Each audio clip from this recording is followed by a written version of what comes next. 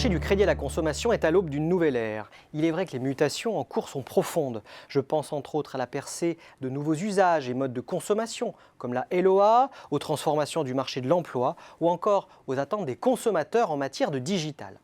Pour compenser l'impact de l'environnement, de taux actuels et de leur agressivité commerciale sur leur activité de crédit immobilier, les pôles des banques de détail redoublent d'efforts. Les filiales des groupes bancaires ne sont pas non plus restées inactives puisqu'il s'agit de leur cœur de métier.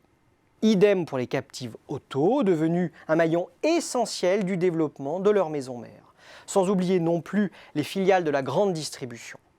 Déjà, le volontarisme des acteurs a porté ses fruits. Après 7 années de crise inédite, le marché a battu un nouveau record en 2018 avec près de 66 milliards d'euros de nouveaux financements.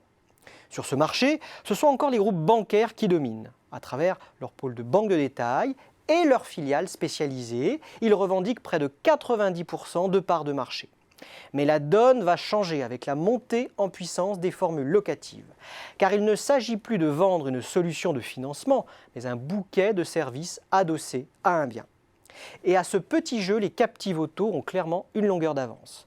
Fort de leurs avancées sur le marché des véhicules neufs, elles multiplient les initiatives sur le segment de l'occasion. Plus généralement, les solutions autour de l'usage vont renforcer l'importance du financement sur le lieu de vente. Et cela se fera au détriment des agences bancaires. A l'inverse, c'est un phénomène favorable aux spécialistes du crédit leader, c'est-à-dire les filiales des banques. La montée en puissance de quelques fintechs d'envergure qui se muent en plateforme d'agrégation de services financiers, modèle d'ailleurs réplicable par les GAFA, pourrait également rebattre les cartes. Si ce scénario se précise, les groupes bancaires deviendraient alors de simples fournisseurs de produits financiers pour des acteurs tiers.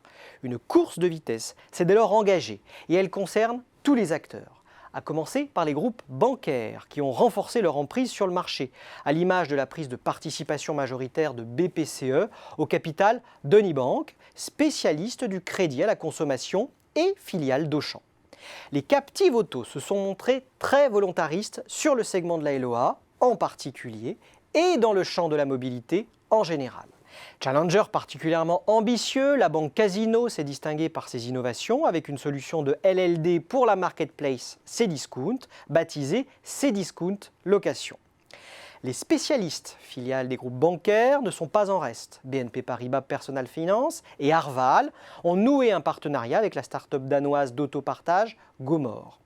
Autant d'exemples qui illustrent l'effervescence qui règne sur le marché du crédit à la consommation, aussi bien dans les champs investigués que dans la variété des acteurs à la manœuvre.